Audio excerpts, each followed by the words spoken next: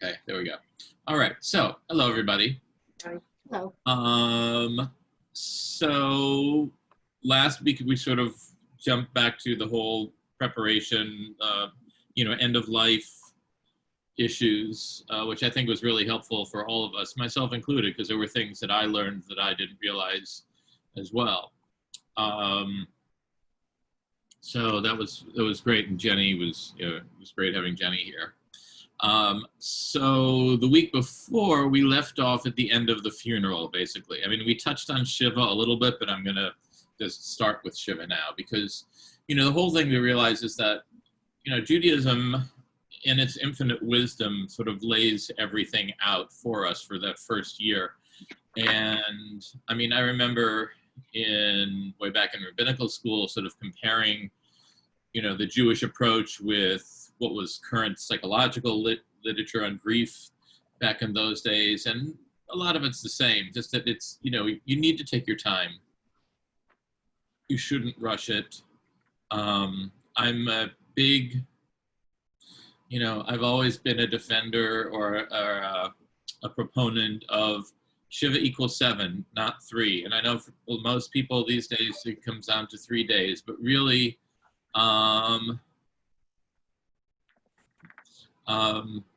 I think that there's wisdom. I mean, certainly there's the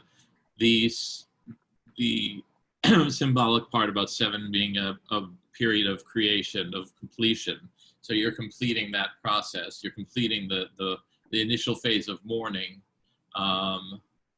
But also I think, at least I just think about when I've set Shiva, and I know everybody's different, and I certainly don't pass judgment on anybody who chooses to do fewer days, because there are other reasons. Some people just feel it's too much, or just it doesn't work, or whatever the reason is.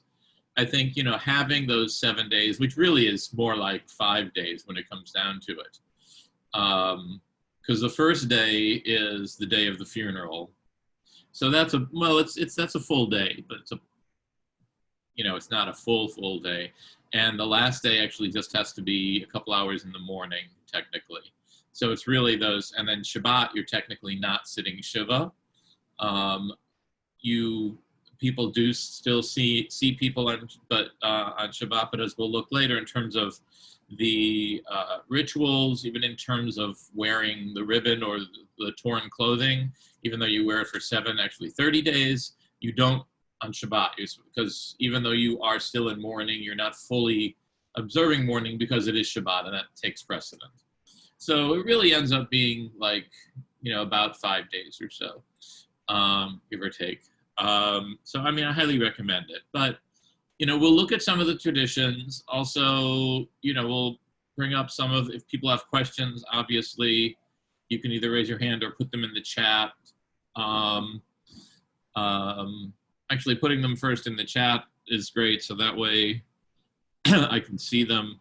And I'm trying to remember, Liz, other than the question, there was one question about afterlife that you sent me last week. I don't think there were any questions this week that you sent me, right? What? Helps if I unmute. No, there weren't any additional ones this week. Okay. So if you think of something along the way, rather than waiting to raise your hand or the equivalent of it, just put it in the chat, and then it'll pop up and I'll see that it's there. So I'm going to start with my screen share, handy dandy screen share. Okay, everybody sees that? Okay. So to begin with, there are changes in the home during mourning. That sort of symbolizes when you walk in that this is a house of mourning. So, the first thing they mention here is a candle. A Jewish funeral home or a funeral home that does Jewish funerals should send you a candle that burns for the full time of Shiva. Actually, probably beyond that, usually. And again, this idea that we have candles for Yahrzeit, we have candles for Yizkor that we'll talk about a little bit later. So this idea that the soul of man, lamp of God is the soul of man, that there's this idea that the flame represents the soul, represents eternity. So it reminds us of the soul that is sort of going upwards to heaven. And, when we look at some of the afterlife texts, that idea of the soul going up to heaven is not, it's a very Jewish concept. So it's not just something that comes through Christianity, which a lot of people think. As we touched on the first time, just this idea that afterlife was sort of de-emphasized in Judaism during the 20th century, and it's only sort of the late part of the 20th century through now when ideas of the afterlife really started coming back and being taught again. So again, this, and I'll make sure to share this with Liz. I mean, this goes into detail about, where you put there are different, different ideas of where the flame should be lit. Obviously, if you're sitting Shiva in the home where the person lived and died, or lived before they died, that's, sort of the first place. But if you're doing Shiva elsewhere, you do it wherever you are. And it's just a symbol, just a reminder of the soul of the person who has died. And the usual practice is to light it when you get home from the cemetery, or home from the, the meal of consolation, if that's not in your house. And you just keep it, lit. Covering the mirrors is something that everybody a lot of people at least associate with Shiva. And a good number of people, still do that today. There are a number of reasons behind that. So don't read what's on your screen. I'm just curious. What have you been taught, or have you been taught anything about why you cover the mirrors? Anybody? Unmute yourself if you want to share. Stephanie?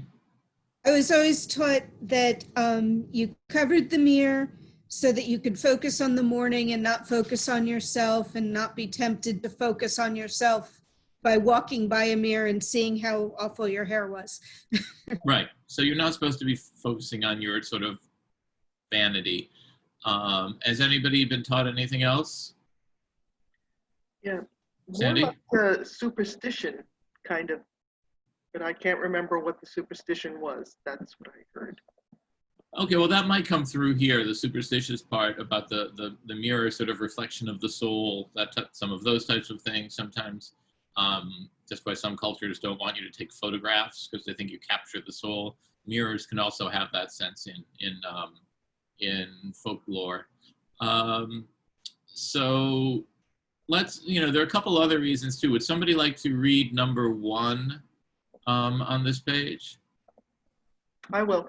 Judaism has always taught that we were created in the image of God, and that we derive from that resemblance our dignity and our value. It has supplemented this concept with the idea that the death of one of God's creatures diminishes the very image of the Creator himself, or self itself. Excuse the non-gender, the gendered language in this, unfortunately. Man's demise represents a disruption of the relationship between a living person and God. The dignity of a person is the reflection of his creator, and therefore the image of the creator shrinks with the death of God's creatures. At the time of the destruction of the image of God, represented by people, the mirror which serves to reflect an image ought not be used. So this, symbolically, and again, I apologize, I did not have this in an editable version. I should have retyped it, and for the next time I do this, I will. I only had it in a PDF for some reason. I know I have it in a Word document somewhere. Although I guess when I put it on here, it might have been, once you uploaded, maybe it is able to be edited. Anyway, so this idea that you're diminishing the image of God even by each time we die, and that somehow, we shouldn't be focusing on our image when actually we're diminishing the image of God, which is also reflected in the mirror if we're reflected in the mirror. So it's a little, a little not esoteric, but a little mystical in a sense there. But again, it's about we shouldn't be, we should just be focusing on being a mourner. And in some ways, this is implying that God is mourning as well. God is mourning a death of part of God's self. And then number two sort of connects with that and the other image, the other idea that was brought up before. Does somebody like to read that? When death strikes, the mourner should contemplate the relationship between God and man, creator and creature. When instead the bereaved dwells vainly on self-adoration through the use of their mirror and continues to be concerned with their own image and their own creatureliness, they thereby bring to almost comic proportions the austere moment of tragedy. Okay, so this idea that in some way you're making a mockery in a way by focusing too much on yourself. Any thoughts about that one? How do people feel about that? Makes sense. And again, sort of there is a connection between that and the idea that the reflection is also the reflection of God, and God's also in mourning. But, this idea is not just about it's not so much how you shouldn't care about how you look, but it's about you should really be concerned about the bigger issues here, which is mortality and our relationship with God. So it's not only, looking in the mirror, but you're not really supposed to do anything cosmetic or, you're not supposed to shave. Actually not supposed to shower or bathe. You're really just supposed to focus on mourning. Now, not everybody follows those, but traditionally, I would say the mirror is probably one of the more common things that you'll see. Even if people aren't necessarily that traditional, they'll see the covered mirrors. Let's see, we don't need to go through all of these really. So I think, the interesting, the last one, the fifth reason is very practical. Worship services are customarily held in the home of the bereaved, as will be noted below. Jewish law clearly states that one may not worship an image or stand directly in front of one, whether it be a picture or reflected image in a mirror. Thus, mirrors must be covered in this temporary house of worship. Now, that's actually one I never heard before. It's interesting. We're not supposed to be worshiping human figures. So in some way, because you wouldn't have a mirror in a shul, you wouldn't have a mirror in a synagogue. So in some ways, that's sort of what that's saying. So it says there that whether it be a picture. So in people's homes, they often have pictures of relatives. Would they just taking down pictures? That's Off the wall family pictures? That's a good point. That's a good point. And I've never seen that. I don't know if in traditional homes if that's done. That's a good point. I just don't know. Though the truth is, I was going to say in a lot of traditional homes they wouldn't have that, but they might have, like Hasidim might have a picture of their Rabbi in the house or something like that. So that's a good question, and I don't know the answer to that. And again, as number 4 said, covering the mirror is sort of symbolizing our withdrawal into the world of Avelut, the world of mourning. It separates us from the everyday.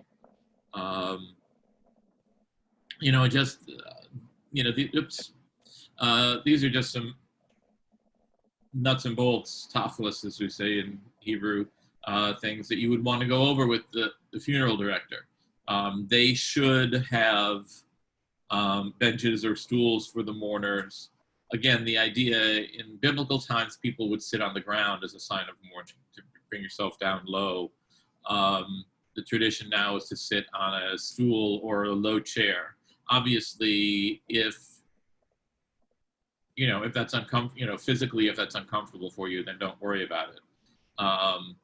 Although the other thing is just to make sure, and this is more, it's not so much bad luck, it's also, those chairs are meant for the mourners. So sometimes if people don't know the traditions, they might see an empty little chair or stool and go sit on it. And, it's important to say, for somebody to say, actually, those are for the mourners, because it also might confuse people who don't know all the mourners and they think somebody's a mourner when they're not.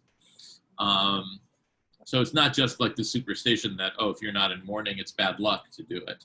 there's actually a nuts and bolts type of reason there. And also, you're not supposed to wear leather, just like on Yom Kippur, you're technically not supposed to, because that was considered a sign of luxury and a sign of comfort, which is interesting, because actually, I would say this in Yom Kippur too, people who wear like, canvas sneakers or something like that, it's often much more comfortable. But still, it's more that leather, what represented in ancient times especially, that was a luxury, wearing leather shoes in that way. You technically should be barefoot. But that also, most people do not do that anymore. I have a I question. really need Rabbi. to change this. I have to edit this. Anne has a Yeah. question. Oh, Yeah. Rabbi, I have a question. Are these rules part of ancient Judaism, or were they formed in the Middle Ages, or are they recent? No, I mean, they go back to Talmudic times, so that would be pre-Middle Ages, it would be late Rabbinic, so probably, and also developed though during Middle Ages too, so I would say probably starting in the 2nd, 3rd century through the early Middle Ages, things developed. And some of it are based on biblical times, like I said, sitting on the ground, tearing the garment, and things like that. That goes back to biblical times. I see. Okay. I'd like to say something. My grandparents would tell me that I never could walk around the house with socks. They said you couldn't go bovis. If you go bovis, you only do that when somebody dies. Therefore, you had to wear your shoes in the house. It was really Interesting. I had never heard that before, but that makes sense, since you're not supposed to wear shoes. And the other thing is, you're not. Well, we'll go into this in Shiva, but you're not supposed to go out of the house at all during Shiva, other than going to shul on Shabbat. So again, some of this I know we did touch on the last time, but it's interesting looking at some of the tradition, and then how it's been adapted or ignored, depending on the tradition, by non-Orthodox communities. So this is interesting. The mourning heart has no patience for formalities and etiquette and all of that. So it scorns all types of greeting during Shiva. Including, as it says, how are you doing, Shalom Aleichem, any of those things. Now, it seems an extreme on the one hand, and yet, for those of us, has everybody, well, not everybody here has sat Shiva, but everybody has at least been to a Shiva. But for those of us who have actually sat Shiva, how does it feel? Because people do tend to come up and say often, how are you doing, and asking questions, and how does that feel to you, especially after a couple hours? Any thoughts? Yeah. Well, I when my husband died at age 45, I was 44, and it was very uncomfortable, and my kids resented it tremendously. They were teenagers or younger. They didn't want to see people jovially enjoying themselves during Shiva. Well, certainly there's that one part of not wanting to see people enjoying themselves, which is very much true, which is why, as we did say last time, you're really not supposed to have meals and food and everything ready at Shiva. There should be a meal prior to each Shiva in the evening, that's provided by somebody in the community, but you're not obligated to serve other people food, as has sort of become the custom.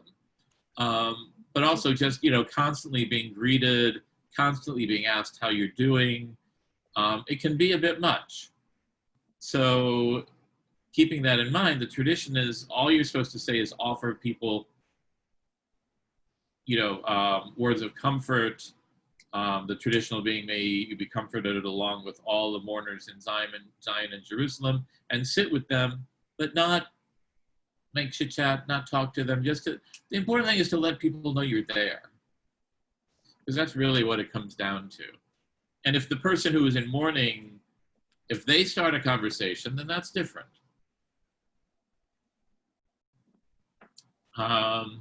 and so, as it says here, the rejection of greetings is not about a lack of cordiality. It's a profound insight into human beings' nature and deep compassion for our predicament. And it comes from Ezekiel, where God tells Ezekiel, sigh in silence. And often that's what's necessary. It's just, you're comforted by people being there, but you don't need to talk. But again, if you feel different, then each person is different. And even not even saying shalom or shalom aleichem, because according to tradition, shalom, peace, is one of the names of God. So, this is an interesting way of looking at it, which I don't totally buy. But greeting in the name of God at a time when God has taken a close relative could conceivably be, in the spirit of the mourner, an intimation of scoffing and an invitation to question God's justice at a time when they are required to proclaim God's justice. Any thoughts about that one? I kind of take issue with that one personally. Well, I'm reading what it says in the next sentence, and Okay. I think, I know that in times like in grief or those kind of times, boy, if somebody says the wrong thing or a relative does the wrong thing, that could destroy a family relationship sometimes. Yeah. Truly. So Yeah. I was thinking, when you go to a household, it seems to me that the loving thing to do is say, hi, I'm thinking of you, but at least to say hello. So Yeah. they're sort of setting, to not extend a greeting to me I would feel as if this person's, doesn't really care. They've done it out of obligation, but they're not connecting with me at all. So that's how Right. I would react to it. Okay. And we'll see later. I mean, there is a wishing condolences is not the same as a greeting, which would be like shalom, Okay. hey, hi, how are you? That type of thing, which, in our culture, can you say hello without saying how are you? Mm-hmm. You can, I It's guess. sort of ingrained in Teach all yourself of us. to. Yeah. It's difficult. And it's like, I've been, I've been struggling with that recently because, I'll talk to somebody on the phone or on Zoom. The first thing he's saying is, hey, how you doing? And the response is something along the lines of, oh, hanging in, as well as can be expected, whatever. And nobody means anything by it. But, especially if someone's in mourning, it sort of can cause an awkward situation. But this idea that scoffing at God, but also this idea that questioning God's justice at a time when one is required to proclaim God's justice, that goes back to the first thing you say when you hear of somebody dying is Baruch Dayan Ha'emet. Blessed is the true judge. And, from a Reconstructionist perspective, that can be a little tricky because you're saying that, God judged and God made this happen in a traditional sense. And, ours is not to question why. And that's actually what you say when you tear the Kriya ribbon or when you tear your garment. Baruch atah Adonai Dayan ha'emet. Blessed are you, the true judge or the judge of truth. So how does one, if one, let's say, doesn't believe, as I would say I don't believe, but that God causes a death to happen, what does it mean to say, blessed is the true judge or the judge of truth? Any thoughts about how you can reinterpret that?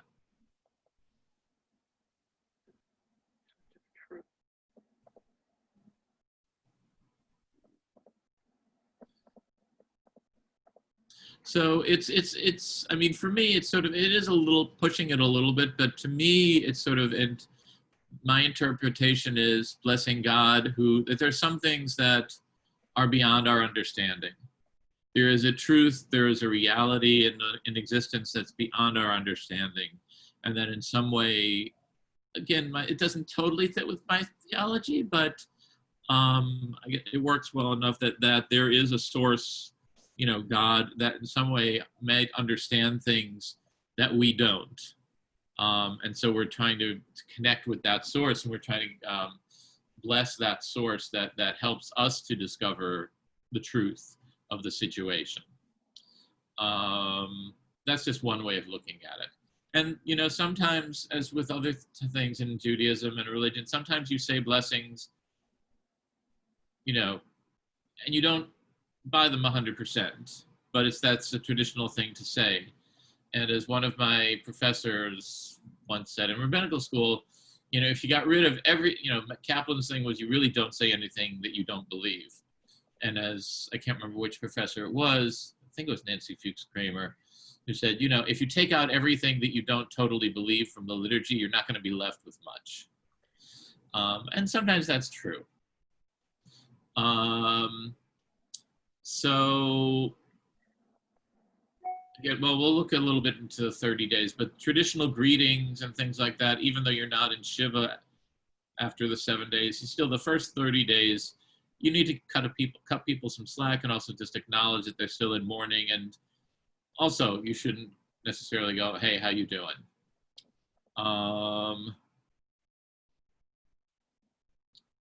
So it's, and you basically, and you know, you sort of take the cue from the mourner. But the thing I always say to people at Shiva is often, you know, if the person who's sitting Shiva will get up and start greeting people or helping people, you know, the first thing I'll say is, you know what?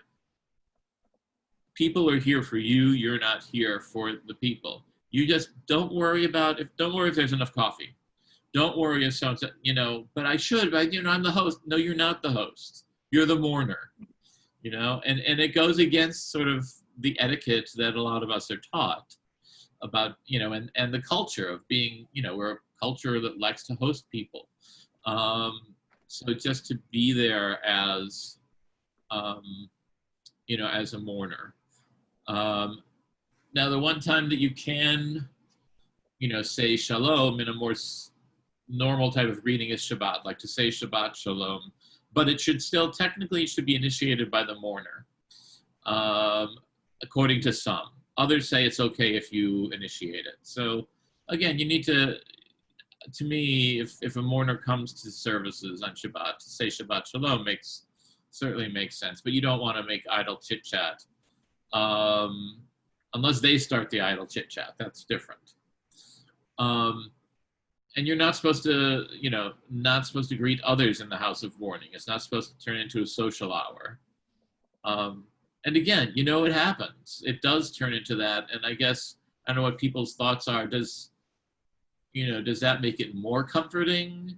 You know, the tradition is saying that makes it sort of, it takes away some of the import or the solemn nature of Shiva to have people, you know, sitting around schmoozing. But I don't know what people's experience here has been. I find that in the few that I've been to, it feels right to talk about the person who's passed. Right, right. That definitely. Remember retelling stories, you know, that kind of thing is really helpful, I think. It's not just idle chit chat. Yeah, exactly. I think that's always a very important part of Shiva. And even if that's not technically, halachically part of it, I think that's become a custom, especially in most, I mean, I haven't been to an Orthodox Shiva in a very long time, so I don't know. And again, it also depends on the circumstance. If it's a tragic death, versus of a young person, you know, as you were saying, Anne, or if it's an expected death, you know, when my mother was 92 or my grandmother was 100, you know, certainly, of course, there's still sadness there, but it's not the same. It's not the same thing. Right. Like when you learn, when you're sharing all these stories, you get to learn so much more about the person you lost, but also see their impact on other people's lives. Mm. Yeah, no, definitely. Yeah, Anne? Oh, I just wanted to add that, you know, when my husband died at such a young age, the thing I remember is people sitting next to me quietly. So it's very interesting to me that number 7, that sitting beside the mourner, that was so comforting just to have someone sitting there. And our So culture I is don't, they often, realize that. I give them credit for realizing that. yeah.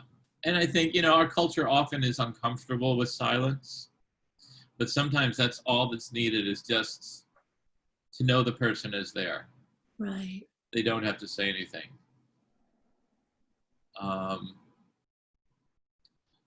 And the traditional, the number 8, the traditional way to bid farewell is to say, these are also the words that are traditionally said at the end of the funeral when people are walking through the 2 lines of those present. Hamagom Yenachem Etchem B'toch Sharet Tzalei Abelei Tzion V'Yerushalayim, or may you be comforted along those who mourn in Zion and Jerusalem. So, what's the connection there? Why are we saying, "Will you be comforted along with all those who mourn in Zion and Jerusalem"?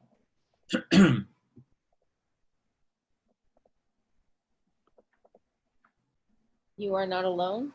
You're not alone. Okay, that's part of it. Your And loved one is part of a long line in our history of Jews. right. So the connection, you're not alone, you're connected to our history. Yeah. And when it refers to the mourners of Zion and Jerusalem, what are they talking about? What are we talking about? Because people aren't necessarily mourning in Jerusalem right now. The exile.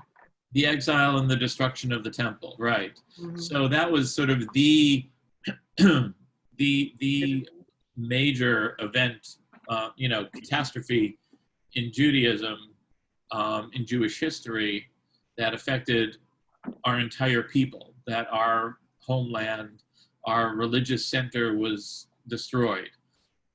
So to say, there's this greater sense of mourning going back, and we're part of that, just as we're part of a chain in a positive way, a chain of tradition, we're also connected to those mourn then. And that was a deep mourning. It wasn't just, oh, gee, Jerusalem fell. It's like, it was the center of their lives. It was destroyed at the time. So it's also recognizing that in some ways when a single person dies, it's as if the center of one's entire world has been destroyed. So I think that's, that it's all of those things. And then you can wish the mourner well, may you be in good health, and again, as you're leaving, but it's one thing to say, may you be in good health, may you find comfort, as opposed to asking, how are you doing? How's your health? It's a very different thing.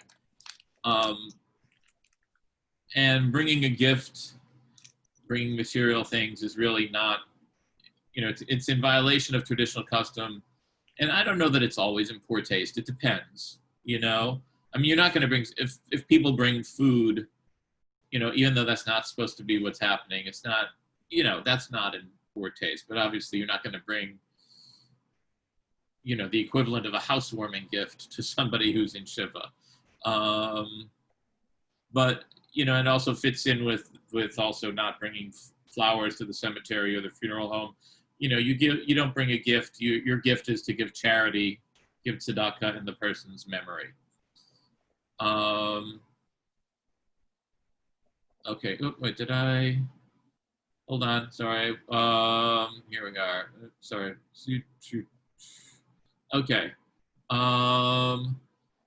So this is a little bit more about Shiva. That, again, we talked last time about the meal of comfort. The Seudat Havra'an. Again, this idea that at least, I've never seen the lentils or garbanzo beans. I think everything has every culture, every Jewish culture has a different tradition. The hard-boiled eggs is the one that I've seen. Again, representing the continuous circle of life, an affirmation of life. So the first symbolic thing that you eat is an egg. And again, during that 7 times that you really just focus on mourning, other people should be serving you, other people should be making the meals or bringing the meals in or whatever. And, eventually as that is over, the last day, things start going a little bit back to normal. But so traditionally during the 7 days, you don't go out of the house, as I said, other than for shul on Shabbat, going to services. You have services in the house. If you're in a community that you can't get together a minyan, you might be able to go to the synagogue, but you really should try, the synagogue should really try and go to the home. And most synagogues, at least around here, I don't think any of the synagogues other than maybe the Orthodox do have evening services on a daily basis. So the mourner's, and the main purpose is to say the mourner's Kaddish. So even if you can't say a full service, as long as you say a couple prayers, then you can say mourner's Kaddish, which traditionally you need a minyan, you need 10 adults to say, because it's considered any prayer in which you're praising God's holiness, or in this case you're calling together community like the Baruch Hu, you need a minyan. Now that, and it's interesting, I mean, that's changing. And it's not, I know it's something that we've talked about on Shabbat, and I think Haskalah still pretty much seems to want, go with, you really do need 10 people. And for me, at least, well, actually, before I say for me, at least, what do people think about, I mean, do they think that should be necessary? Or do you still say mourner's Kaddish if you only have 9 people? Or 8 people? I would. I mean, my feeling is, on the one hand, you want to stick with the idea of minyan, because once you say, it could be 9, it can be 8, it's sort of a slippery slope for things like Baruch Hu and regular Kaddish during the service and things like that. But when it comes to mourner's Kaddish, my feeling is if a mourner's there, you say the mourner's Kaddish, unless they say, I don't feel comfortable saying it without a minyan. So, but it's again, it encourages people to come, saying, we need to make sure we have a minyan for people to say Kaddish. And as it says here, the Kaddish doesn't mention death at all. We know it goes back to rabbinic times in the Talmud, where it says that you say the words of the Kaddish after burial, and it's proclaiming God's oneness and somehow reminding us of that God is even in death, God is present. That we still have God as a source of comfort, and God represents sort of the continuity of life, the continuity of the world, even in the face of death. And it says sort of reaffirming our belief in not only in God, but in the community and in the continuation of life.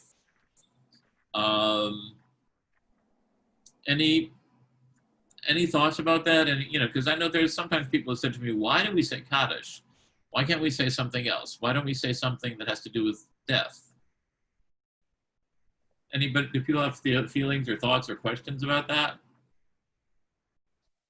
Stephanie, if you want to just unmute yourself. My thought on it is that at that point, it's not about death, it's about life. It's, the person who has died is gone.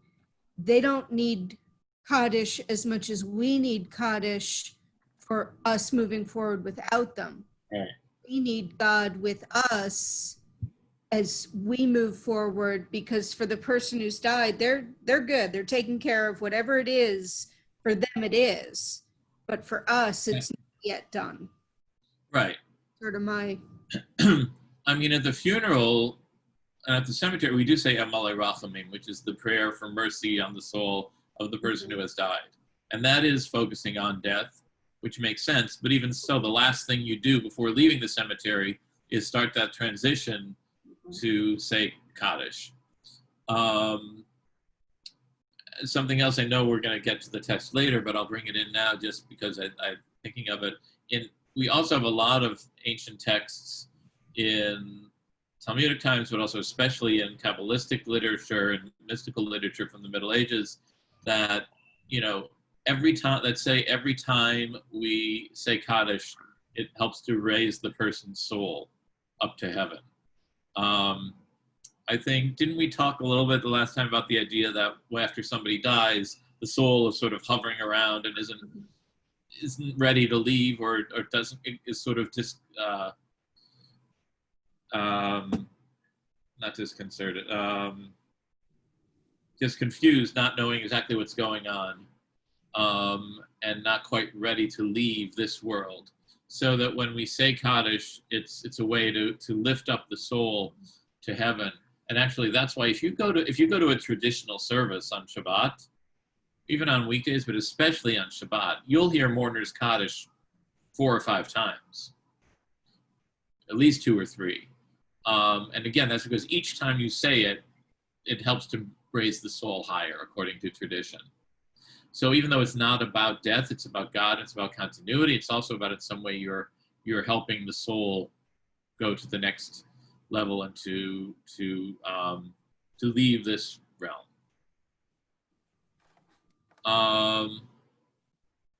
So again, this is stuff we were talking about before, that, that you're supposed to focus on the memory, focus on the emotional significance, not worrying about bathing or shaving or changing clothes or using makeup. I could hear my mother's voice inside, in my head saying, you're not gonna shower, you're not gonna shave. I mean, come on, that's not a way to, you wouldn't be honoring me if you spent 7 days without shaving or showering. You could do it before Shabbat. But again, that's sort of the idea, and not to work, and again, sitting on the stools or boxes. And I guess, even if people decide for whatever reason not to have a full 7 days, I do think it makes sense, if you're working, take the 7 days, take the time if you can. Take that time for yourself, take that time to mourn, because it is, it's a very deep process. And, going, 7 and then the 30 days, we'll see, the restrictions ease a little bit. You're easing back into the world, but this idea that you're still in mourning for that whole first year. And I mean, that wasn't just in Jewish life. I think it's much less prevalent in other societies now, but you see, pictures of Queen Victoria for the year after Albert died. But sometimes maybe even longer than that. There was definitely that sense of, staying in the widows, especially women. And that's a whole other issue in terms of Judaism doesn't make any distinction. If it's whatever gender you are, there's still the rules. Whereas in a lot of other cultures, you do see women who are in mourning, and it's more focusing on the widows as opposed to men. But really, everybody, to have that first year to really just get back into life.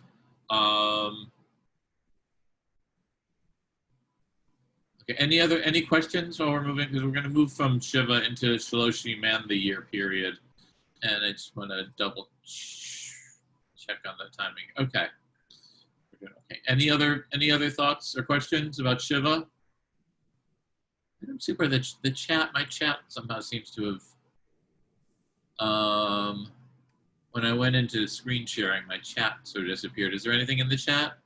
No, there isn't. But if you go on the top right of the buttons that pop up on the top.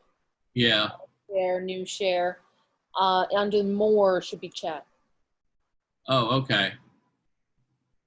Where did it go? Now it's not. Oh, there it is. Okay, it came down. Oh, okay, there it is. Okay, thank you.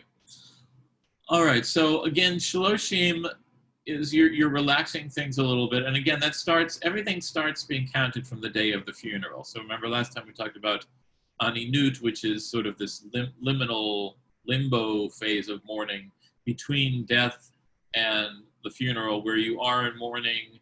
You're not supposed to do work or other things, but you're not saying Kaddish, and you're not technically observing a lot of these rituals. So starting from the day of the funeral through 30 days, you're still supposed to be in a period of mourning. You're back to work, but still avoiding parties, avoiding concerts, which, you know, to some degree is sort of logical as well. And you still wear the ribbon except on Shabbat. And there's also a tradition at the end of Shloshim, at the end of 30 days, to gather to say Kaddish and have a study session in memory of the person's name, in memory of the person, excuse me. And there is a tradition of studying verses that begin with the letters of sort of like an acrostic study of studying verses that begin with the letters of the deceased person's name for Shloshim, and then ending with Kaddish. So everybody who was again, the mourners that we talked about, which again, remember, blood relatives, immediate blood relatives, children, well, immediate relatives, actually, blood relatives is you know, it's interesting we use that term, and yet, for instance, if one is adopted, the relationship with your parents is the same as if you were a birth parent or not, and yet, you know, sort of blood relative implies that physical connection, but it doesn't matter. It's still, a parent is a parent, a child is a child, a sibling is a sibling, a spouse is a spouse, or a partner is a partner. So all of those still continue wearing the ribbon, and should still be saying Kaddish every day if they can during those 30 days.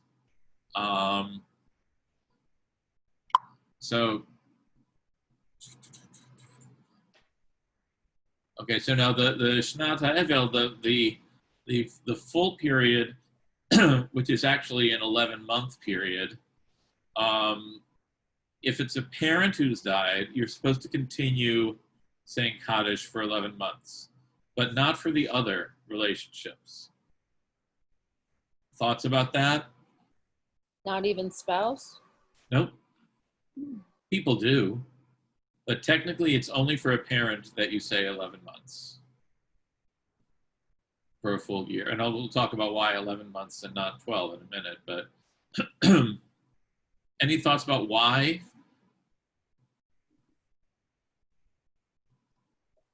Is that part of honoring your mother and father? That's part of it, yep. And also, you know, they are the source of life. They are the longest relationship that we have. They are, you know,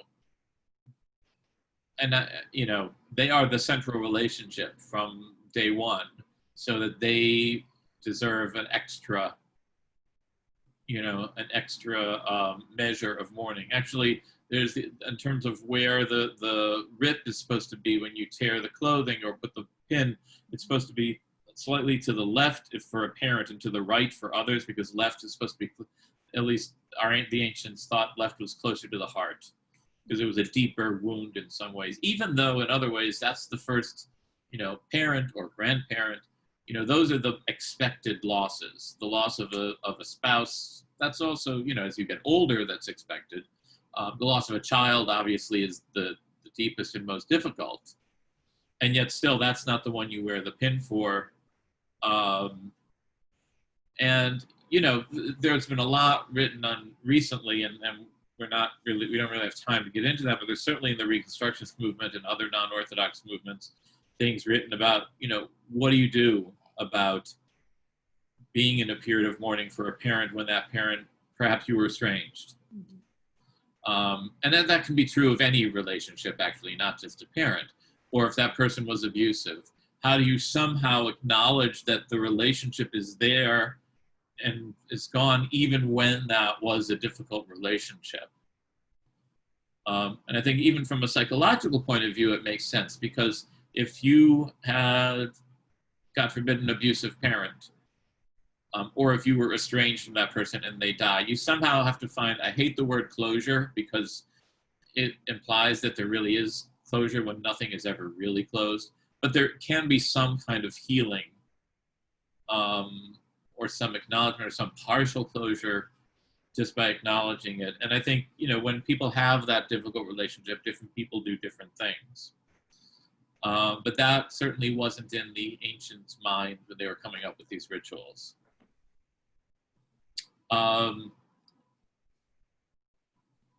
Now, interestingly, and this actually isn't in here, but it's something that I thought of that I should have put in here, is, you know, mourning practices of a child.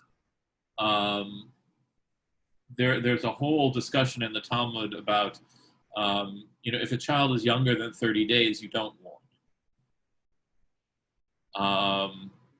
That's not uncommon, and Pardon? that's not uncommon. I know of that in other religions. So why is that? Why do you think that makes sense or made sense then? Because just fetal death rates. Sorry, Exactly. baby. If you went through the full mourning ritual every time you lost a child, think of not even that long ago. Think of maybe our grandparents, great-grandparents, great-great, if you had to go through a full burial, Shiva, mourning ritual every time a child died before the age of 30 days, you could be in mourning constantly. Mm-hmm. So you still acknowledge. But that's why often you'll see in cemeteries today, you might see a small stone, a tombstone, like on the edge of the cemetery. And usually you'll see sometimes you'll see something written on it that says it was infant so-and-so. Because they were still obviously still buried, but the idea was there would sort of be a section like off to the side where infants were buried. Again, because it was, in ancient times, it was fairly common. So, the idea of Judaism, you're not supposed to name. I mean, obviously, you name 8 days. So, but if it's for a boy at least, so if it's after that, the child does have a name. But there really was this sensitivity to parents that today might seem at first blush to be insensitivity, but I think we all see why it was sensitivity back in those days. And even like it says here, the essential nature of a parent-child relationship was even is found in the name of Kaddish Yatom, which we translate as mourner's cottage, actually means orphan's cottage. So it's still the same whether it's a parent or whether it's the first parent and you're not an orphan, but that's it's developed over time to mean just mourner's cottage in general. And so that first year, again, it's slowly coming back to life. If it is a parent and you're in mourning for that first year, it's interesting though, sort of parsing the things. It's like you can hear music, but you can't hear live music. You're not supposed to go to a party or hear live music, but recorded music, if it's the right, it's interesting to hear how people sort of make those decisions. I think in some ways because there's something more celebratory of going, hearing live, going to a concert or something like that. I would say a lot of people outside of the more traditional world don't follow that, but we find our own rituals for that first year. And for any of you, have other people, done things like had any types of rituals during the year of mourning in your life, or any particularly, personal mourning rituals that you've been involved or come up with or been involved in that you would want to share with the group? Okay.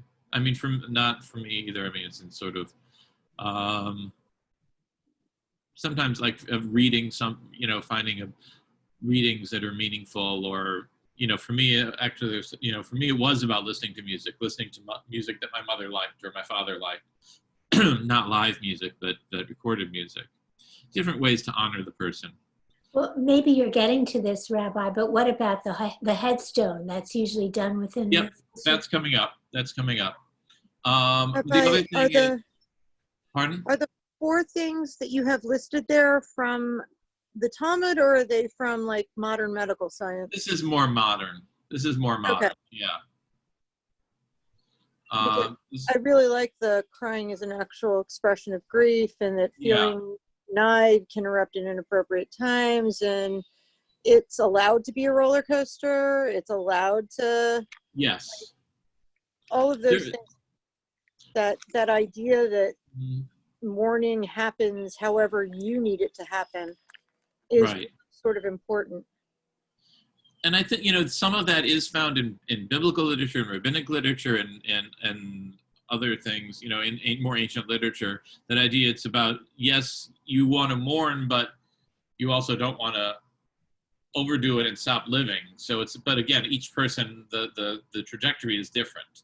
And often it is that roller coaster. So that, I think, has always been acknowledged, and there's never been any, and again, that's why there's the different phases. Let's face it, not everybody's, it's not like, oh, okay, 7 days, I'm going to stop mourning, and now I'm going to mourn a little bit less. But you have to at least have some kind of structure to guide us. And the reason for 11 months is in the texts on afterlife, which hopefully we'll get to some of them. It says that if you are, there's this idea of Gan Eden, the Garden of Eden, which is paradise, heaven, whatever, and all of our souls will eventually get there. But if we didn't live such a good life, now we go to Gehinnom or Gehenna, which is really more purgatory than hell. It's a place where the soul gets purified so that it can then move on to Gan Eden. And we read in rabbinic texts that if you're evil, your soul spends 12 months in purification in Gan Eden. If you're righteous, it's 11 months. So we don't want to ever assume that our loved one was evil. So we give them the benefit of the doubt, and we only say Kaddish for 11 months. So, all right, let's see. Okay, so the unveiling ceremony. So the idea of a matzeva, a monument, that goes back to biblical times. I mean, in ancient times, they would literally put a pile of stones on top of the grave that eventually morphed into putting a stone. And the pile of stones was a way of remembering. It was also a way of keeping away animals or possibly grave robbers. So the idea, the traditions vary, and most people don't realize this. Unveiling is a United States, is an American innovation. That's somehow between Shaloshim and the first year. Usually, people would say within 6 to 12 months, you put up the stone, or sometimes it's up, but you don't unveil it. You don't, don't acknowledge it until later on. And again, it's a way of honoring the person, reminding us of our connection. I think it's a nice ritual because it's also something, you're not in the deepest part of mourning, and it's usually smaller and just for the immediate family. And it's a way of reconnecting and bringing people together to the cemetery. And then, there's the tradition of Yahrzeit, remembering people on the anniversary of their death, going to the cemetery at those times, lighting a candle, again, for the same reasons as before, and saying Kaddish for Yahrzeit on the anniversary of, usually, everybody does it differently. Traditionally, it's based on the Hebrew date of death. And now, I don't know, because I know with Jewish calendar, like synagogue programs and stuff, you can set it to do the Yahrzeits on the Hebrew date or the English date. Yep. Do we use the Hebrew dates? We do the Hebrew dates except for 2 people. Okay, so often a lot of places do the Hebrew dates unless somebody says, I want the English dates. It's interesting because we don't usually follow Hebrew dates, and yet it's a Jewish ritual, so the idea is it somehow makes it different, makes it special by keeping with the Hebrew date. But if you choose to do it on the English date, it's also easier to remember every year. But make my life easier too, but hey. Yeah. Now the other ritual, so we've got, that's Yahrzeit, and then the other Liz, thing, yes. Don't we publish them the week before or the week after? We're on The week before. a little of both. We've been posting because all right, email comes out on Tuesday. So I pulled the dates from Tuesday to Monday. Okay. And there are different traditions about whether because traditionally you're supposed to go to Shul and say Kaddish on the date of the Yahrzeit, but often people can't. So some traditions are you do it the Shabbat before, some traditions are you do it the Shabbat after. There's no one set way of doing that. Now, the other time we remember people is Yizkor, which is traditionally was just on Yom Kippur afternoon. Then it became Yom Kippur and all the major festivals. So the last day of Pesach, the last day of Sukkot, which is Shemini Atzeret, or Shemini Atzeret and Simchat Torah, if they're together as one, and on Shavuot. And the reason behind that is that tradition actually grew out of the Ashkenazi world, out of especially in Germany.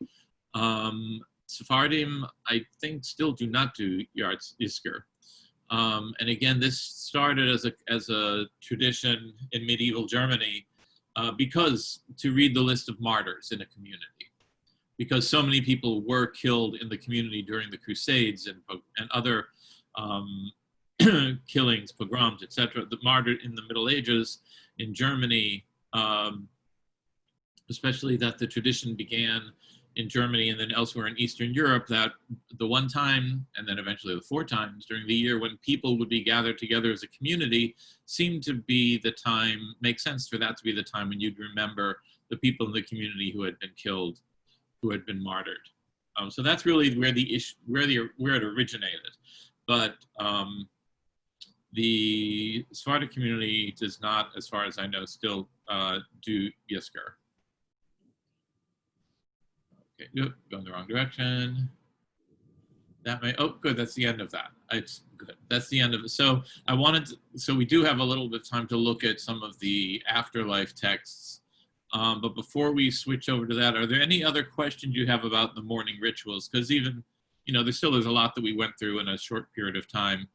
And there's also actually this article, there's a great article, which is, if you don't want to look through everything that I did before, there's a great article in My Jewish Learning, which I was just going to say, can you toss that in the chat and I'll send it out with links tomorrow? Yeah, I will put that in the chat right now. Chat, where you go? Come on. Here, chat. Oh, so you're over. Sorry, it's over on the other screen. I forgot. I have 2 screens.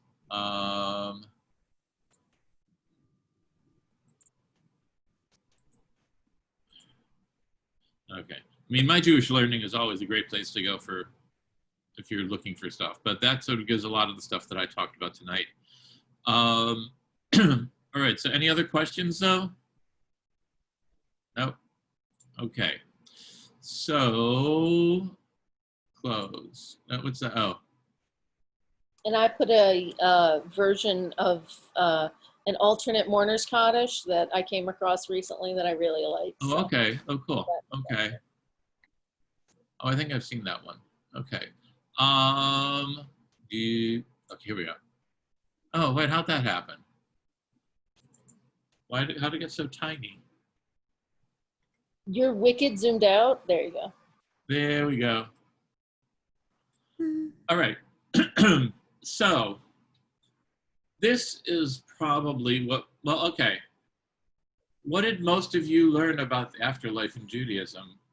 Those who, when you were, if you were growing up Jewish, what did you, or even if you converted to Judaism, what did you learn about Judaism in the afterlife? The afterlife is not as important as the way you live here. Okay, and that is true. But that's different from certainly traditional Christianity, where good deeds in this earth were about getting us to heaven. I think I've said before, I think in some degree, and this is an oversimplification, please don't quote me on this. In some ways, traditional Christian theology, the afterlife is the cake. For us, it's the icing. Nice analogy. I like that, Rabbi. Yeah. So this idea that, Judaism celebrates life and the living, doesn't focus on the hereafter. That's true. Judaism doesn't give us any details about what happens after death. That's not true. We'll look into that in a minute. That's by Dennis Prager, so it figures he would get it wrong. I don't know if people know Dennis Prager, but he's become an extreme right-wing political figure. So, dead is dead. What lives on are the children and a legacy of good works, which is also true. But that being said, there is a long tradition of the afterlife. In biblical Judaism, I'm not really going to look into those. I mean, there is an implication that there was something, even though there's no actual mention of the afterlife, this idea of going down to Sheol, which is the depths, that somehow, you're going to go down to Sheol, and this idea of being gathered with your ancestors implies that there might be something, but it also could have just been literally you are gathered together with your ancestors, because it would be a communal crypt type of thing. But also we do have this text of Samuel who goes to see the witch of Endor to try and consult with, Really? talk to the spirit of Saul. Is it Endor? It really is Endor. All the sci-fi geeks in the room are just laughing hysterically. Like what? Well, it's not only sci-fi, it's also, I think, it's Bewitched. Mm-hmm. That's where the name comes from. Somebody knew their Bible. That he went to the witch, the medium of Endor, to try and talk to the spirit of Samuel who had died. And the spirit does come back and talks and basically says, you're not supposed to be doing this. So all of these times where it says you do not communicate with the dead means they believed you could communicate with the dead, which means there's an implication there, even in biblical times, that there was something after life. But there was they didn't go into in detail.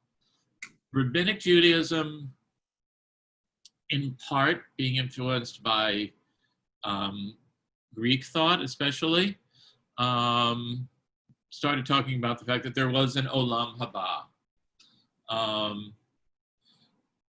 And so they had these images. If somebody wants to read that first text, Olam Haba, post-mortem or messianic. Somebody want to read that? I can. Not like this world will be the world to come, Olam Haba. In this world, one has the trouble to harvest grapes and press them. But in the world to come, a person will bring a single grape in a wagon or ship, store it in the corner of his house, and draw from it enough wine to fill a large flagon. There will not be a grape which will not yield 30 measures of wine. Okay, so that's from the Talmud. And My then, Torah will guide you in your path in this world. It will watch over you in your sleep at the hour of death, and when you wake in Olam Haba, the world to come. okay, so we have this too as a post-mortem or messianic. It's a little bit of both. Like the second one is really sort of more post-mortem. You're going to awaken in this world. And then there's sort of this messianic ideal of the world to come being this perfect place where you're going to get as much wine as you want just out of one grape. But then in medieval Sort of Kabbalistic? Yeah. Wait, Is which? it sort of Kabbalistic? No, that's Rabbinic Judaism. So that's Talmud. Sifra is Midrash.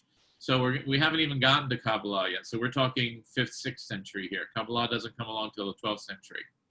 Right. 13th, something like that. So Maimonides, Middle Ages. So that's 14th century. Spain, Eretz Israel, Egypt, tended to be more very much influenced by Plato and Aristotle, very much rationalists, and yet not. The interesting about Maimonides is everybody claims that Maimonides, rationalists claim Maimonides, the mystics claim Maimonides, everybody claims Maimonides. So somebody want to read that Maimonides on Olam Haba? I'll read it. As to the blissful state of the soul in Olam Haba, the world to come, there is no way on earth in which we can comprehend or know it. For in this earthly existence, we only have knowledge of physical pleasure. But the bliss of the life hereafter is exceedingly great. That spiritual bliss of the world to come is unsearchable and beyond compare. Okay, so again, we have this idea that there is this bliss, this beautiful world waiting for us. And here, at this point, it's not saying anything about what you have to do to merit it. Although in the next one, it does say every person receives his or her due immediately after death. So there is a sense of, if you lived a good life, you're going to be fine there, and if not, you're going to have to suffer for a little while.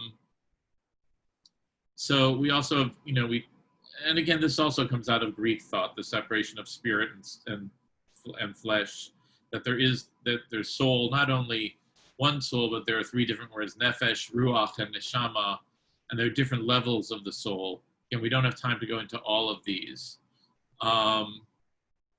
But this Rabbi Yehuda quote here about the different levels of the soul, I think is actually a kind of interesting one. Clearly your cat does too. Yes. So somebody want to read this here, starting right here? Rabbi Yehuda asked how many garments there are. Rabbi Eleazar said, the authorities differ on this point, but in truth there are three. One is for clothing the spirit, ruach, in the terrestrial Gan Eden. A second, the most precious of all, is for investing the inner soul, neshama, when among the bundle of the living in the circle of the king. The third is an outer garment which appears and disappears, and with which the vital soul, nefesh, is closed. So nefesh is sort of the deepest level of the soul, sort of the most, that's mysticism, that's Zohar. So again, it's the highest or deepest level of the soul. That has almost like an invisibility. I always think of it as an invisibility cloak, but that's the Harry Potter person in me. But this idea that the ruach, the spirit, is sort of that's the part of our soul that's wandering around in Gan Eden. The inner soul, the neshama, the bundle of the living, Soror HaChaim, is this idea that all of our souls are somehow joined together with God in the next life. And you'll often see on a tombstone, you'll see initials, Tuf, Ha, Hey. I can't remember them in my mind, but it's That's a requirement at I know Brish Shalom Cemetery. But basically what it stands for is may your soul be bound up with the souls of eternal life, where this bundle of the living is way of. So again, that our souls somehow bind together and join together in the world to come. And again, this idea that so the nefesh remains in the grave until the body is decomposed, and this different levels. Again, there are all these different levels of what happens during the first month and first year and all of that to the soul. But again, it's this idea that it will ascend to her place, the region from which she emanated, which is the upper Gan Eden. So these sort of, this is all very Kabbalistic, but the main point being that, again, the soul, you want it to get higher and higher. And that's, again, why we say Kaddish so much. And again, I'm sorry we're sort of rushing through this, but I just wanted to at least touch on it a little bit. So, Chibud HaKever, the pangs of the grave, this is what we were talking before. Again, this idea that for 7 days the soul goes to and fro from his house to his grave, from his grave to his house, mourning for the body. So again, that's during Shiva, and again, the recitation of Kaddish is helping to release the soul, to let it go to the next, up to Gan Eden. Now to me, this is actually kind of very comforting, the ancestral guides. Somebody like to read that? I'll read it. Rabbi Shimon said, "Have you seen today the image of your father? For so we have learned that at the hour of a man's departure from the world, his father and his relatives gather around him, and he sees them and recognizes them, and likewise all with whom he associated in this world, and they accompany his soul to the place where it is to abide. We have further learned that at the time of a man's death, he is allowed to see his relatives and companions from the other world." So this idea, what do people's thought about that? Do you believe it? I do. Well, I almost hesitate to bring this up here, but I've heard so many stories, and I experienced something myself. After a really close loved one dies, there's a sign within the first few days. Like a dear friend of mine whose father was an amateur painter, she had a picture that he had painted on her mantle. It had been there for 30 years without moving. The night or the couple nights after he died, the picture fell off the mantelpiece. And I know this sounds absurd, but I've heard so many stories like this that I believe it. Mm-hmm. My grandmother, my mother's was thinking of this as she was saying, I do believe it too. My grandmother absolutely had seen relatives that no one had told her had passed, and she had seen them, talk to them in the days right before she passed, and told my mother about it. And you know, nobody had told her that that person had passed already, but she was seeing them, and she had not seen them in months and months and months. And she saw them and talked to them. Saw them, they died. had a great visit, you know, the whole 9 yards. Could tell you what they were wearing, and it was the same outfit that, you know, we had seen at the funeral. Like, I mean, like those kinds of things. It was very... Yeah, I mean, you hear all these stories about people also have near-death experiences, and they talk about seeing. So you know, my feeling is always, you know what? Even if you're not sure, we're not going to know until it happens. Right. But what this is saying is clearly that sense of that somehow we do see those who we loved in this life, and that there is a sense of that, you know, the soul continues on after life, and how that, you know, how that plays out, we just don't know, but this is certainly what our ancestors, our teachers have believed.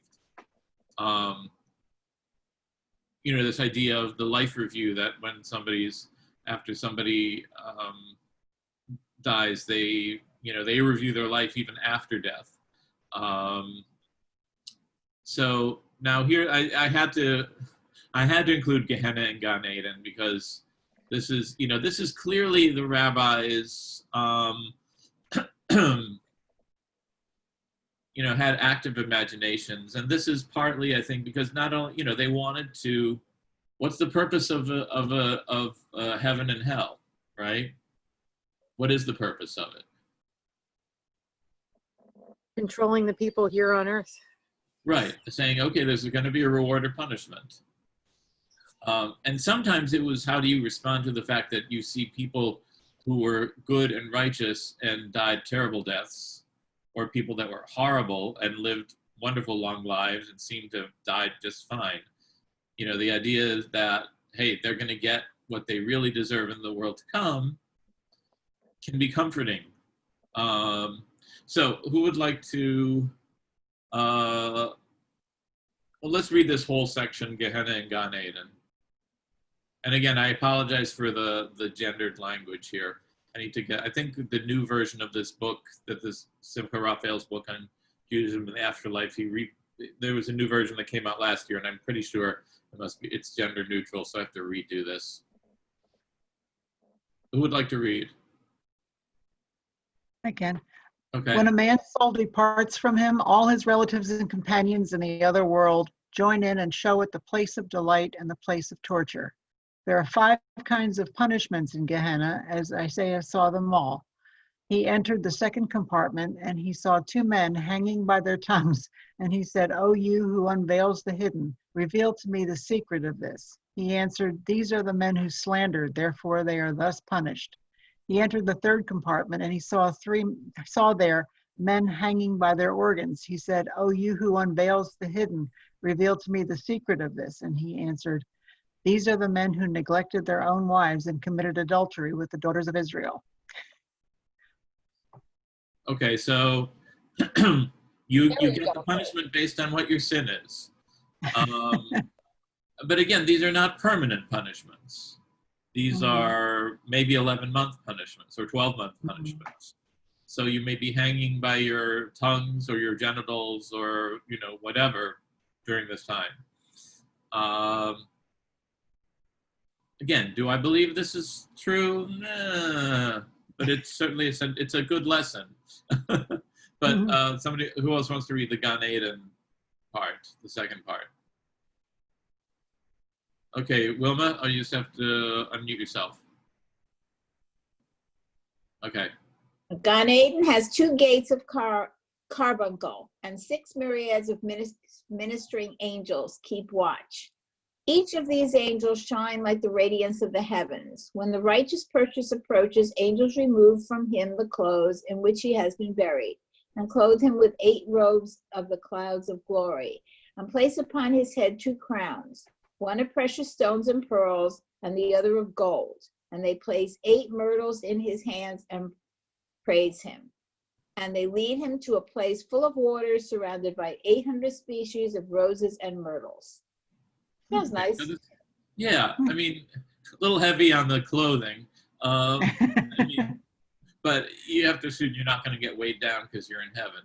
But again, and there's a lot more about that too.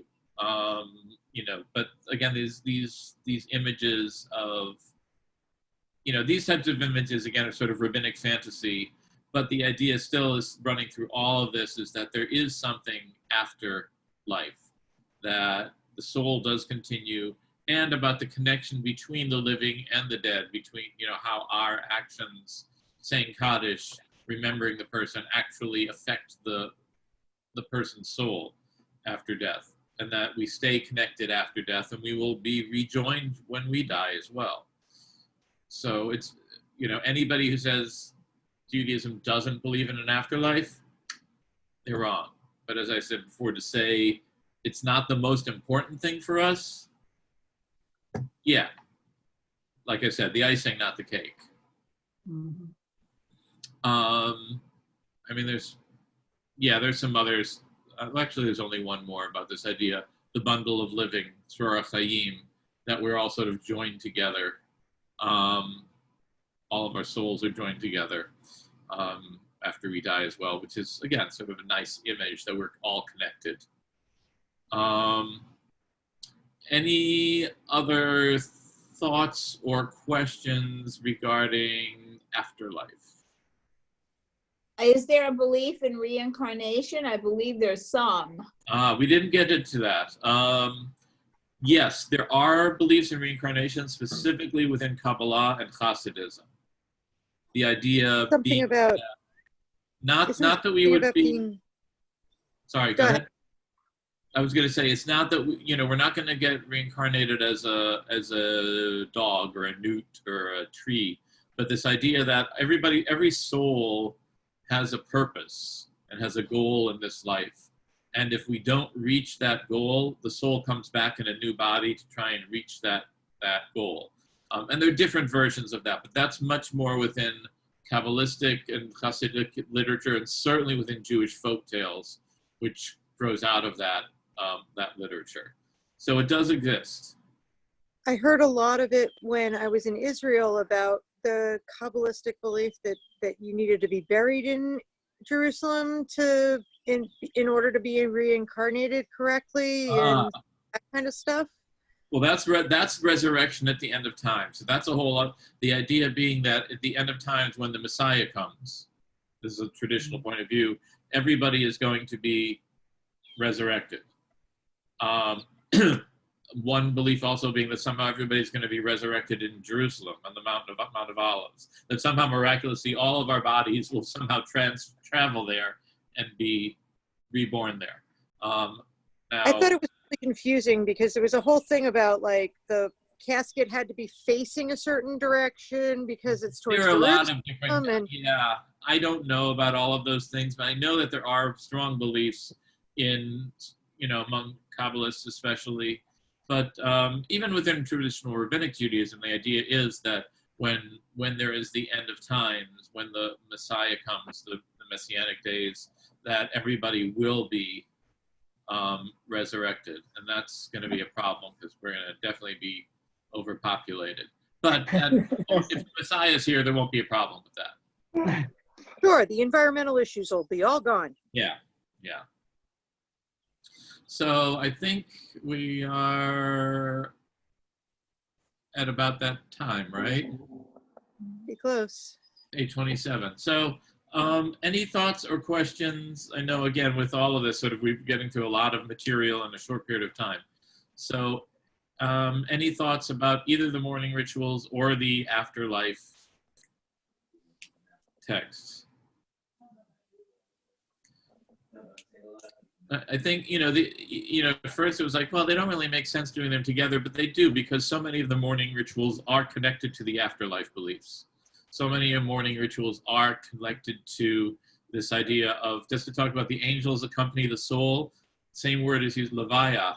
We accompany the body to the grave and begin the process of releasing the soul so that it can be accompanied by the angels to the next level. So it is all related.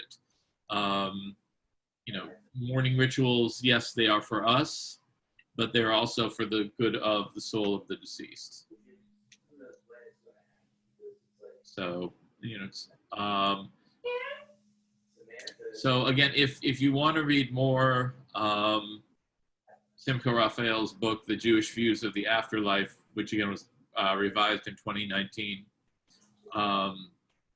is available online. That's sort of like the best collection of texts from biblical through contemporary on Jewish views of the afterlife. I bought that when he gave the talk. I don't know if that was the newest one. Right, I have it on my that was shelf. the newest one. That was the newest version, yep. It's a gigantic book. Yeah, it's about this thick. Yeah, good. But it's got some interesting stuff. It's it has some interesting stuff. Yeah. All right, so no other questions? Well, there are lots of questions, but we right. get them Well, answered. if you think of other questions,